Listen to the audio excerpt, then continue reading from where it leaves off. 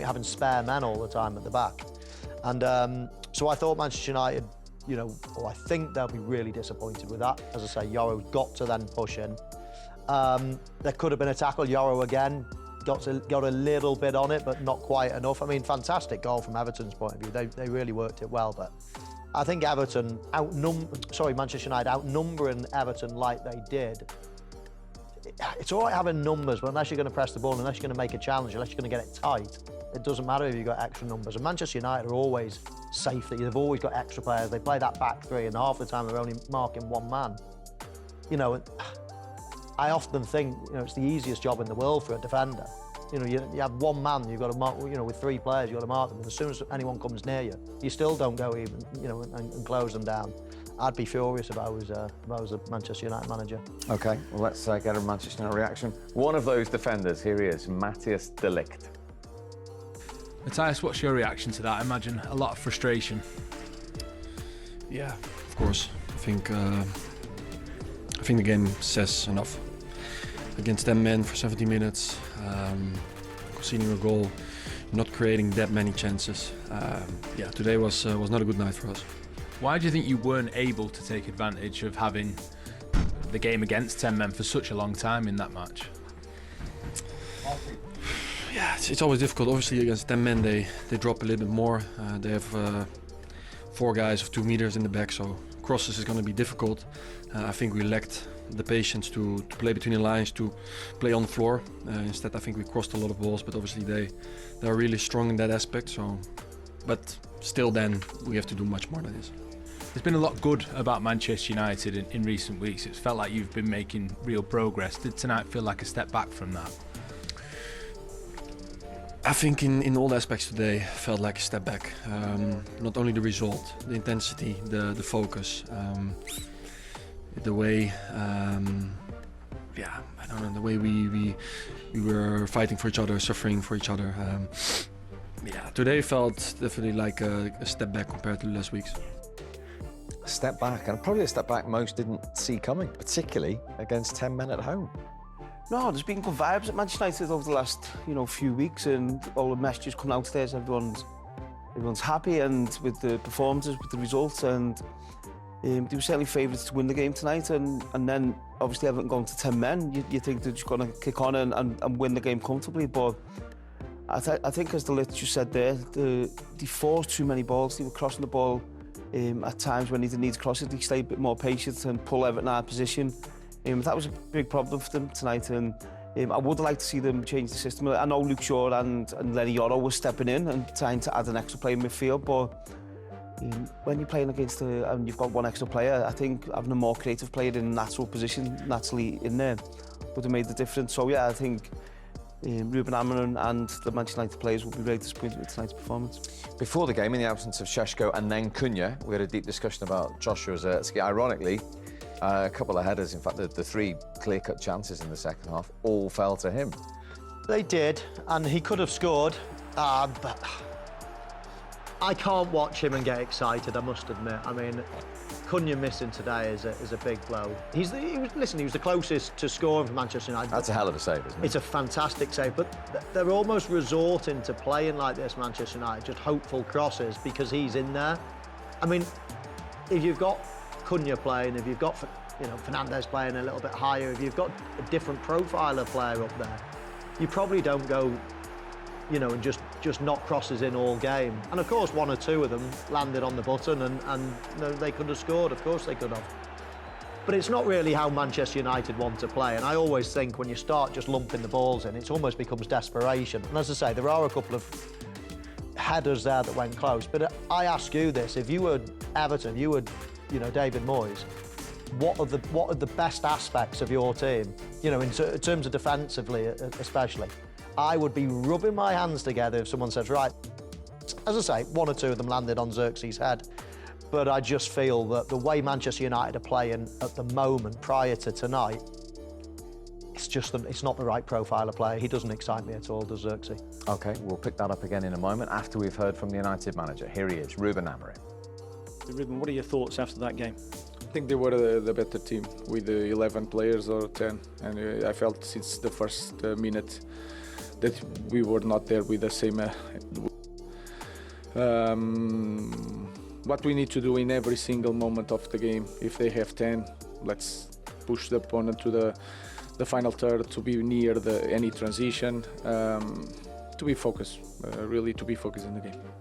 In the second half, you had plenty of the ball, you had plenty of chances, but couldn't put them away. Did you feel as though you just needed something to drop in the back of the net? But when you did have a good effort, Pickford was in fine form, wasn't he? Yeah, that can happen, but I think they look for the luck, and they deserve it.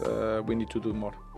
You've been in good nick up until tonight, 5 games unbeaten. So does this feel like it's a big step backwards? Yes, especially in the way we play the game.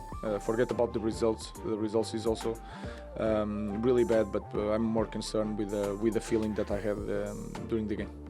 What's the situation with Cunha? What was the injury? What's the problem with him? Let's recover Cunha and then we'll see if he'll be ready for the next game. How pleased were you with the way that Josh Sturksey led the line this evening? He did all right, but I think everyone should play better tonight. Obviously, your frustration is clear to see. What kind of things have you said to your players at the end of the game then? Nothing. We have training tomorrow. I will deal with that tomorrow. Thanks for your time, Ruben. Thank you. Cheers.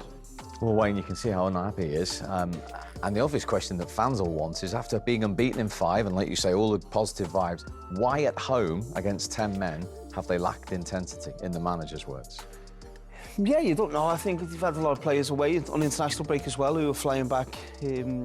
So you don't have the time to work with the team that much, but maybe that's a factor. But Michael will know as well, sometimes you train against 10 men and it's very difficult to break down if they're organised well and you've got everyone working. It's difficult to break them down and get the clear-cut chances if they defend well and they work hard. So I think Man United's game plan had to change as well tonight when Everton went to 10 men. So they had to change the game plan on how they played the game, and they didn't do it well enough. They didn't, as the manager said, they didn't have that intensity, and that cutting edge, I think, was missing tonight. Yeah, I mean, I look at that team and I just think it was going so well with certain players in certain positions, and today there were some important injuries, and if it's like for like, if you're still playing in the same type of way, then I think it can sort of work. But just, you know, Cunha's a big miss. You know, those players that actually take the ball, that drive, that make runs, that are positive, that take risks. You know, we highlighted something before the game, you know, Manchester United a year ago and Manchester United in recent games. And actually, in the first 10 minutes, straight away, you could say, oh my word, that's what we were just showing before the game in the short clips. Xerxes up front, very, very little movement, waiting for the ball. Okay, a couple landed on his head and he had a couple of efforts, but that was going back 12 months, and that's not what Manchester United need to be doing. OK, the other side of the story, here he is. He's won at Old Trafford for the first time as a visiting manager at the 18th attempt. David Moyes. David, congratulations. Just talk us through how proud you are of that performance tonight. Well, incredibly proud of the players and the supporters here today, because we've had so many encounters here where we've not got a result. We've come close a lot of times but not quite been able to go over the line. But tonight, incredibly, we got over the line with 10 men, which was probably the hardest way to get a good result here. Just talk me through your feelings when that full-time whistle went. Well, I felt actually for all the supporters who had made the journey, and obviously for long parts of the game we had to just sort of sit in and defend. I thought we started the game brilliantly well, passed the ball well, looked quite comfortable in lots of things we were doing, and then we got the sending off, which meant the sort of game changed. But you know, the resilience and the toughness behind the scenes at Everton was really good, and the players had to show that tonight. Is that the most pleasing part of tonight, the way that your side reacted to what did happen early on? Well, look, to go down to 10 men here outside, look, let's be fair, Manchester United are in pretty good form at the moment and playing much better.